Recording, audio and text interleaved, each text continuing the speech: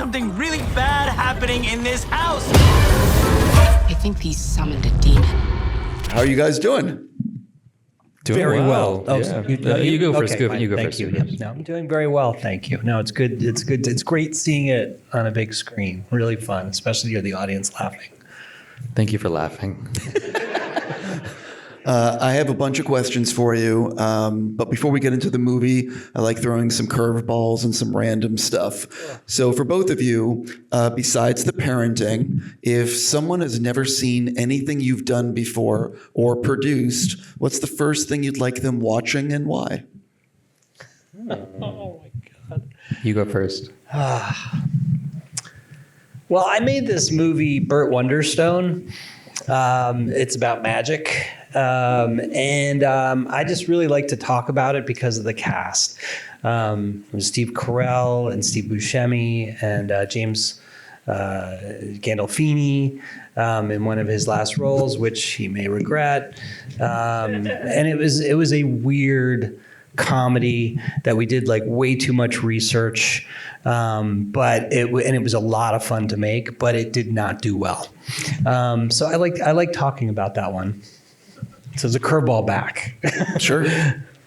About a decade ago, I was in a Wendy's commercial that haunts me to this day. Not the thing I was expecting. I feel like I just got to lean into it now. Yeah, I agree. At a young age, when you were younger than now, you made your stand-up TV thing on Colbert. What is it like in the days leading up to you being on Colbert to do stand-up? Are you in your head? Are you like second-guessing every joke you've ever written? Like, what is it like? It was one of the most nerve-wracking things I've ever done. But thankfully, I had my friend Frankie fly with me. She's back there. Honestly, I mean, the jokes I've been working on for like 3 years, so I felt good about the jokes, but I was second guessing my outfit the entire time. I'm pretty sure I steamed my shirt in the basement of that theater like 4 times. But thankfully, it's Colbert. It's a very loving crowd, and I think it went well. I don't know. That actually was the last time I did stand up, though. Is that true? It's true. Yeah, I told myself I would take like a 1-month break because I reached such a big milestone, and that was in 2018. Okay, the vacations lasted a little while. A little long. Throwing over to you, I looked like you're early in your career. I think you were a co-producer on American Pie. Yes. At what point, first of all, how'd you get involved? And at what point did you realize, oh, this might actually be like a pretty big movie. Like this might do well. Okay, so that was the first movie I ever developed. I found the writer and had the idea for doing a teen sex comedy because there hadn't been one in the 90s up at that point. And so it started as just me pitching him kind of like, let's do a teen sex comedy. Everything that happened in that movie is actually based on something that really happened. I'll leave it like that for now. But so I developed this script with Adam Hers. I gave it to the guys I was working for with Warren Zide and Craig Perry, who produced it. And it went out as a spec script. And it went out with the title Untitled Teenage Sex Comedy That Your Readers Will Hate, but audiences will love, that you can make for under $9 million, or under $10 million. Because at the time, we felt that readers were going to hate the script when they got it at the studios. And then it sold. The sale actually is an interesting story because it sold for like $650,000. The writer was like, his electricity was being turned off at the time. And he was a PA. And then we cast it. It was kind of like, this movie no one really had high expectations of. And the moment I knew we had something special, and again, it was my first time going through it, was the test screening, the very first test screening. I walked into the theater late, and the opening scene was playing, and people were just bucking in their seats, and it was the greatest feeling in the world. And I was really lucky to kind of have that as my first experience. Yeah, you were.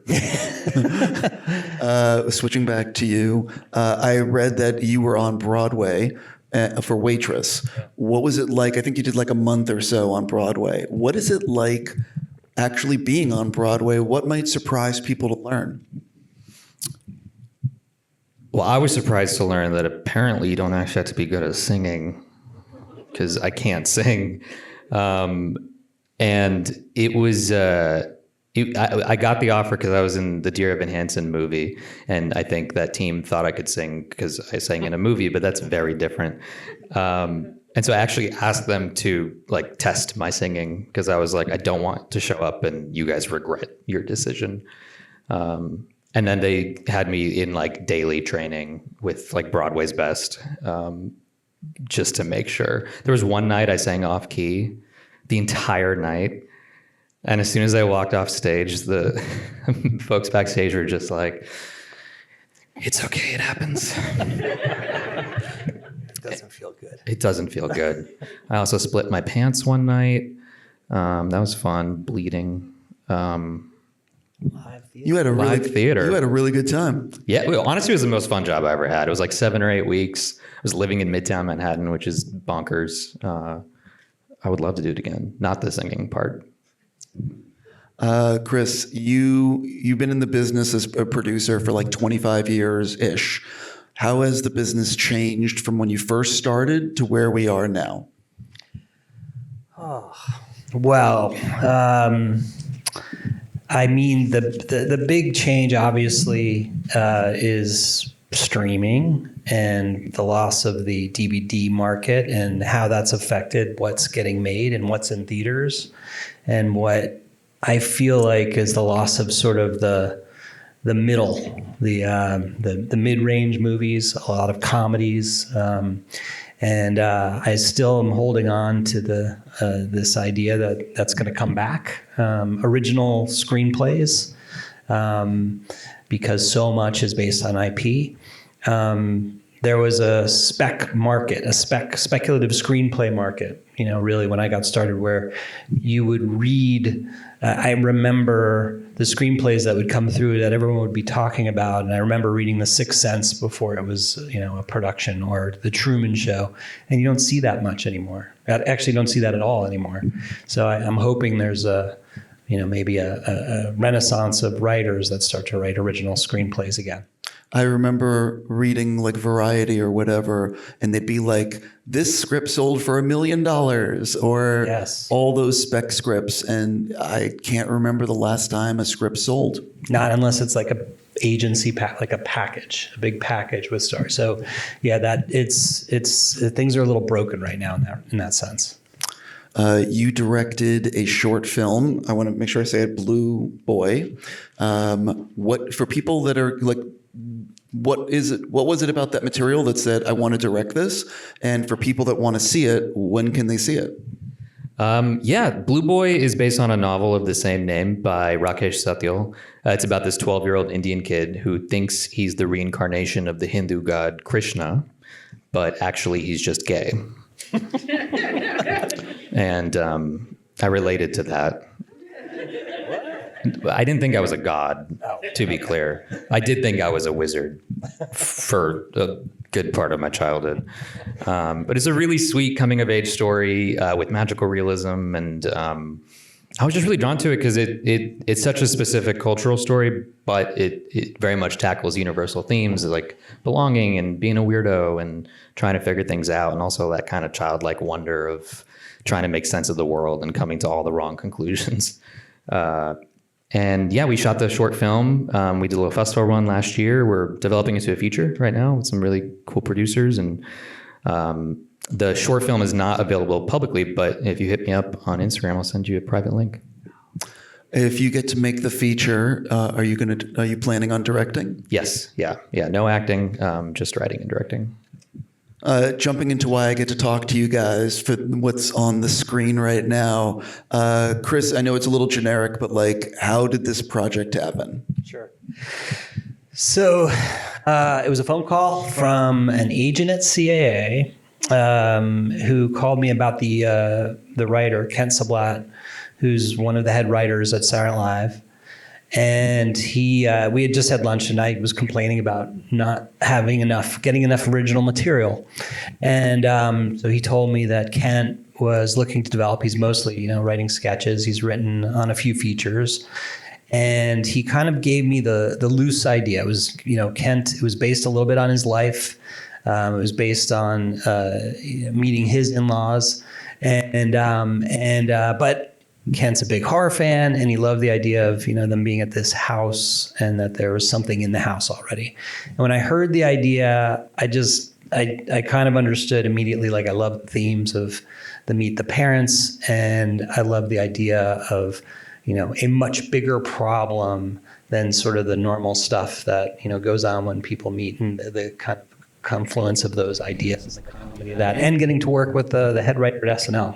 So I love that. I called New Line, and Richard Brenner bought it based off of that. He kind of, we have a long standing relationship, but he, doesn't happen much anymore. And he bought it based off of basically the idea of Kent writing it. And we worked on it for like a year, developing the script. Nick, what was it about this script and story that said, oh yes, I need to be in this? Meet the Parents and Meet the Fockers are like some of my favorite movies from that era, and this really felt like a comedy from that era. And I just thought the demon possession of it all was such a great metaphor for the family tension, and I was laughing out loud. It was just the dumbest thing I've ever read. It was so funny, and I also really loved it's featuring a queer couple, but it's talking about these themes that we all deal with, right? I mean, like meeting your partner's parents is really tough. Meeting your partner's parents is really tough. It's really terrifying no matter who you are. I'm really... Oh, yeah. Do you want... Three's way too many. Two's fine. You're handling two fine. There you go. Just a really great script, I also worked with the director previously, had a small role in his last film, Alex Strangelove, and when I saw he was directing it, I was really excited. And I considered texting him to be like, hey, I'm auditioning, but then I decided against it because I was like, I should get this on my own merit. And then I did a self-tape, I did a Zoom callback, and then I had a chemistry read with Brandon Flynn over Zoom, which I thought would go terribly, but we had chemistry over Zoom, and I feel like if you can do it over Zoom, you can kind of do it anywhere. If you don't mind. Oh, yeah, here you go. What's funny is that only now did I realize the collider is upside down. Maybe that's the culprit of all this. All right, so the thing that it struck me was when I found out, we were going to do this and I needed to watch the movie, and I'm like, how the fuck did you get this cast? Like, I just want to say, so Brian Cox, Lisa Kudrow, Edie Falco, Dean Morris, Parker Posey, these are not like, it's a big names. So how did you do this? Yeah, looking at the poster, it kind of it surprises me every time I look at it too. I think it started with Brian Cox, and he was just finishing up. The guy likes to work. Like even when he was doing our movie, he was running off to do McDonald's commercials. Like he just does not stop. And we were told this. We were told like he likes to work. He's going to be moving. It has to be during this time. He's going to do something else. And so he comes in, like a firestorm, ready to go. And he wanted to do a comedy. I think he just, it was different for him. He wanted to do something different. He liked our director. They met and spoke on the phone. Craig Johnson, who done Skeleton Twins, and so that I think because we had that anchor, we were able to build off of that, and so I'm trying to remember who. I feel like Lisa might have been second, and then Parker. So it all kind of came together as we were in prep, but it started with Brian. That was the anchor. So once we were able to build off of that. But I mean, you do realize that this is not easy to do. Like, I mean, it's. Oh, it's never, but that's the fun. Like that is the most fun when you were finally greenlit and you're finally there's no such thing as greenlit. When you're finally told like, yeah, we might be making this, and you get to, we shot this outside of Boston in Concord, Massachusetts, and you're building the cast. That's when your adrenaline gets pumping and you start making the calls and it gets really exciting, and you have a point where you're going to start. They're telling you you're going to start, and you're just trying to get the best possible people. And it was interesting starting this one with the adults, because that's what we were doing. We're starting it with the adult cast, like the parents. I'm an adult. Well, you're not. I mean, you're a kid though. You're not a parent. I'm 31. I was going to bring this up later, but you shot this in Massachusetts, and I am from New England, and so my only grievance with the movie is how do you not have Dunkin' Donuts in this movie? Because if you have not been to Massachusetts, they're on every corner. Yeah, fair.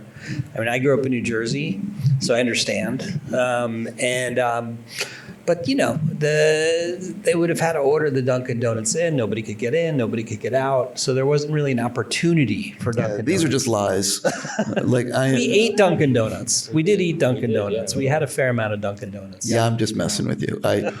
For you, I'm so curious. What is it like when you find out it's these actors and you're going to be doing a scene with Brian and you know what I mean? Like, you've worked on many things, but these are, some heavy hitters.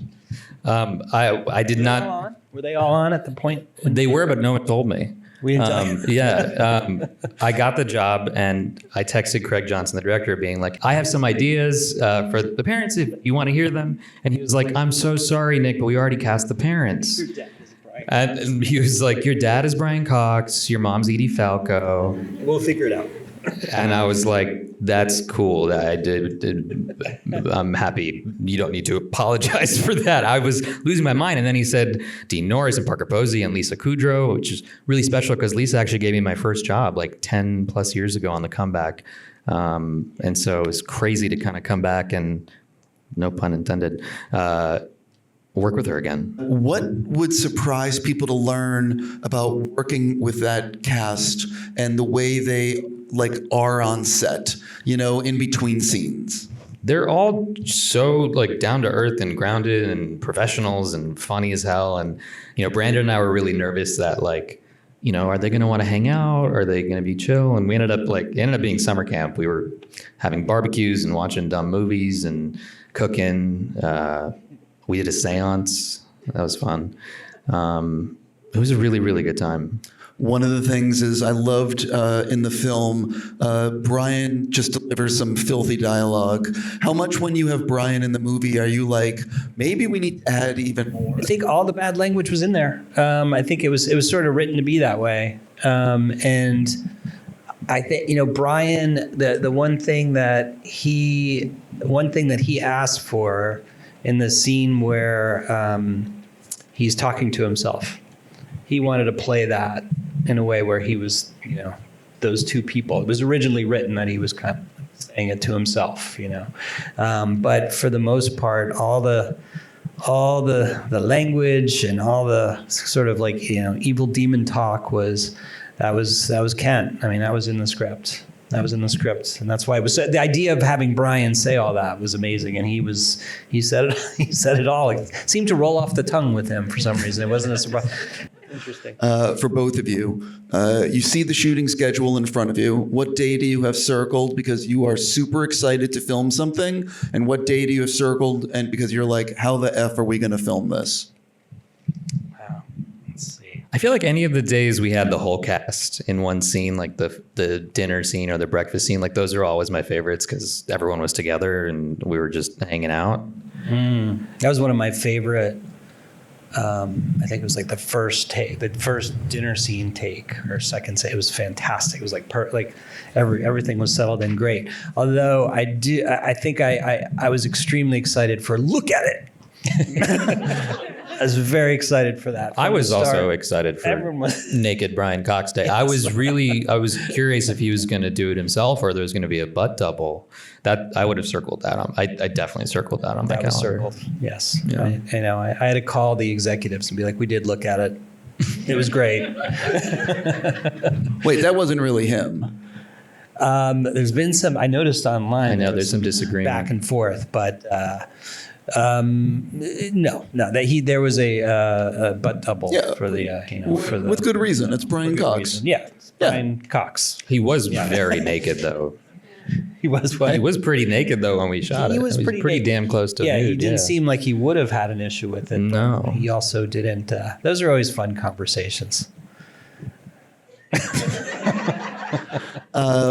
What for now fans of the film and people who are going to be watching this Q&A online, what would surprise fans of the film to learn about the making of the movie? Besides the fact that there's no Dunkin' Donuts in it. We, while we were shooting, we were all actually living in the same haunted hotel in Concord, Massachusetts, called the Colonial Inn. Well, as soon as I checked in, the person at the front was like, "By the way, your room used to be the bridal suite, and it's haunted by a ghost. She protects young brides from evil men." And I was like, "Okay, that sounds kind of cool, actually." I walked in, I kid you not, I was like, "Ma'am, I'm gay. It's a different situation." I didn't have any trouble.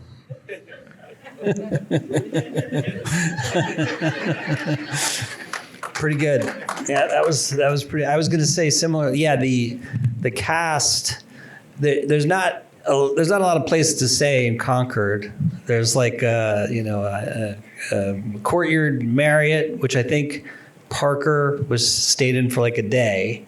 But then when she heard Lisa was staying, and they all stayed in this, like, I was shocked. Like, we have all these big stars coming in. We're like, where are they? And they're going to be miserable. And there was this building across from the hotel that was like 5 floors, or maybe 4, and like old furniture and old fixtures and creaky floors. And they all chose to live in this apartment building. So, and they were like cooking for each other and up and down. So it really was like magical. And like Parker, who had originally was staying in the Courtyard, once she heard that Lisa, who she'd worked with and they were friends, she moved out of there and moved into the tiny little apartment, and they were all cooking for each other and having dinners and seances, I guess.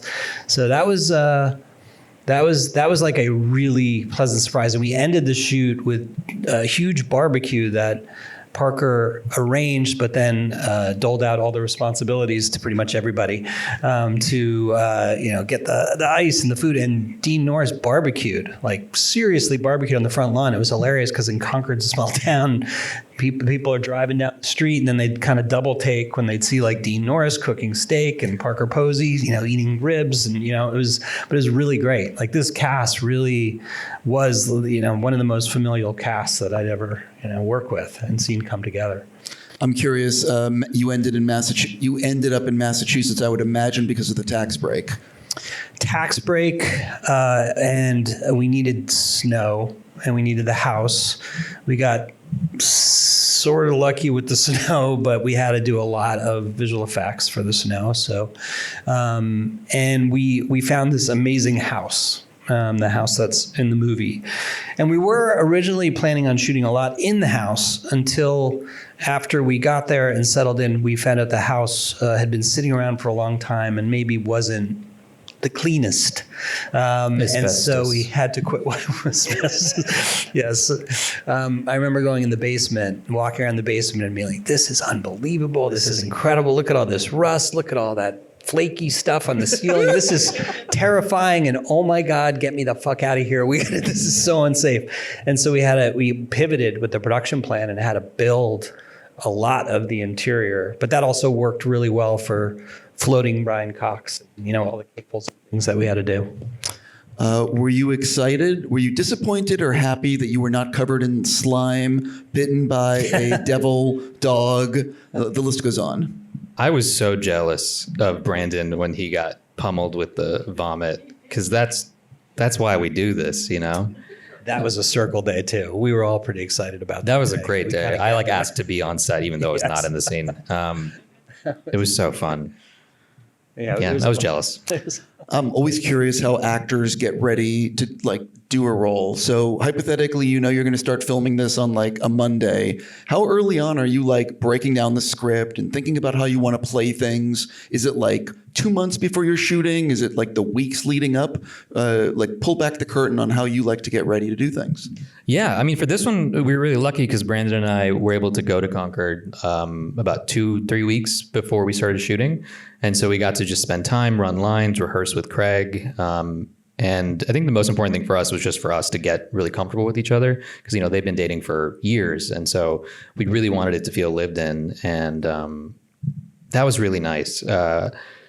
Normally you don't get that much time to kind of just sit with the script and also got to meet with Kent. And he was so open to just hearing thoughts because the role I think was written as Graham. Yeah, that's right. So we Actually, that absolutely- name changed so many times. Really? Yeah, while we were developing the script, it would come with a new name. And you'd be like, yeah, I didn't like the sound of that. Because since it was based on him and his husband, like he just kept coming up with names. So anyway, yeah, it was Graham at one point. Yeah, and then the whole Rohan switch. Yep. He was so collaborative and kind, and he's just amazing. And so yeah, but we had some prep time, which is really great. I'm always curious about the editing process, and because your director is not here, I'm asking you, I'm assuming you did friends and family screenings or test screenings. What did you learn from those early screenings that impacted the finished film?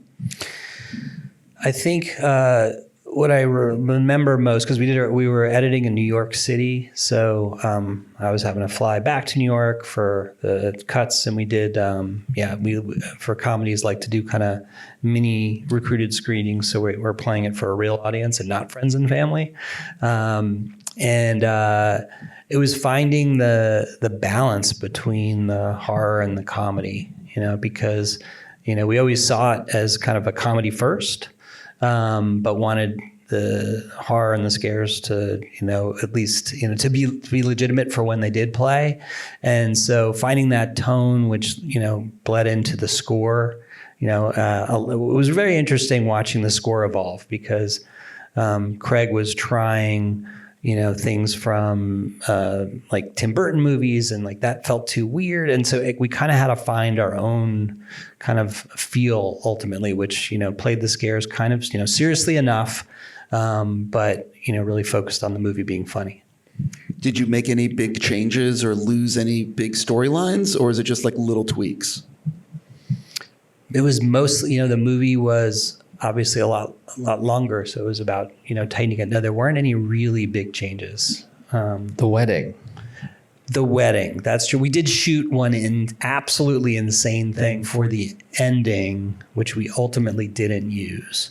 We need to go into more detail. Please explain. Yeah, at the end, Josh and I are getting married, and all the parents are dressed up and they're doing a choreographed dance to Karma Chameleon. It actually felt very Indian wedding vibes with the dancing and the singing. And then Parker Posey shows up in a full wedding dress, and then Josh's face disappears, and we realize I'm in a nightmare. And we shot a full wedding. Do you think they'd release it already? Pretty full. Will they release it? Yeah. In the DVD days, yeah, that would have been absolutely on the DVD, and it would have been a fun Easter egg. I don't know where the hell you can put it. I'll tell you where if you someone put wants it. to come over and see it, Can I cue it up. Can I tell you? They have this thing called streaming, and there's a channel called Max. Yes. And what they should be able to do is add like an extra on the movie where it's like deleted scenes. I think I don't know if Max can do that. I know Let's they do look that around. on like. Can Max do this? Wait, can Max do this? They're working on it. No, because like that's Like Prime That's couldn't actually do that. Max. Amazon couldn't do that either. This is actually That's Mr. Max Max is actually right over sitting there. right here. I'm not joking. No, but like that's actually something that I've been saying this to so many people and so Yeah. many streamers. It's like it's a fucking streaming service. There should be able to do extras, and there should be like more embracing of like audio commentaries and Yeah, all the used things we used to do. Yeah, Yeah. It's not like it costs money to upload it to Max or to Amazon or whatever. You think it's just a website, but every time I ask, it sounds so much more complicated than just a website. I feel like it would cost money to upload a video. I don't know. I know with like just other, at each streaming service, you get into the specifics of whatever their sort of programming and algorithm is. And like, because you do, like when you buy a movie on Apple or buy it on Prime, We're sometimes talking they'll about have the Max extras. tonight, sir. Yeah. Apple doesn't exist. But they have the extras. So can you get the extras? It would be great. So maybe one day we'll get that. It is worth seeing. It is fun. Yeah, I'd like to see it. Anyway, I think that like I wish more streamers would embrace the extras. I think what the issue was, like, the movie wasn't ending on the right sort of emotional beat, emotional feeling. It was sort of like, Saturday Night Live, they like to end the sketches and you're kind of like, what the hell was that? That was kind of it. So it was really funny, but it wasn't emotionally kind of true to what we needed it to be. Well, there's a scene after the credits. And so when did you guys know that would be in it? Was that like, did you film it when you were filming? Like, Tell the story. I haven't told this story. So they added these scenes in the car, and we had a full day to shoot it back in Massachusetts, like months later. Brandon and I flew out. I'm in the haunted fucking hotel, getting ready at like 6 a.m. And I walk into my bathroom. I slip on the bath mat, fall on my arm, and my arm just snaps in half. Yeah, I was butt naked. Truly had to like crawl my way up the toilet. I called 911, put on some underwear, got pulled out on a gurney. I ran into Brandon and I was like, hey, can you call Chris and let him know I'm going to be a little late? They gave me fentanyl in the ambulance. It was a whole thing. when you fell, did you know at the minute you fell, you're like, oh, I have done some real damage? No, at first I didn't realize, and then I looked at my arm and it was just kind of dangling. Sorry. And honestly, I was like in the hospital with Brandon, drugged up, and I was like, maybe we can make it. Yeah, Maybe we can make it. I've actually never asked you, what was that like on your end? Oh, God. It was, it's so hard to arrange these things. And we all flew back, obviously, to Boston and getting it approved. And, it's just always a thing.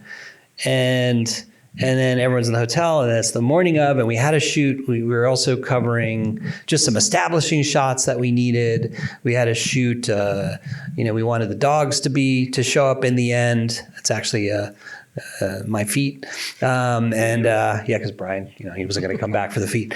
And it was a quick shot. And we got that done, and we were on time. So things were feeling really good. And then that call came, and I don't think I'd ever gotten a call like that before. Like it was it Brandon? So thank you. I think it was Brandon. Yeah. And it almost didn't seem real. Like, Nick fell, he broke his arm. And I think I even heard like it happening behind. Like they're like, oh, the ambulance is here. They're taking him away. And, and I turn and I see the director smiling, thinking everything's on time. And I'm like, I'm about to just destroy everyone's reality.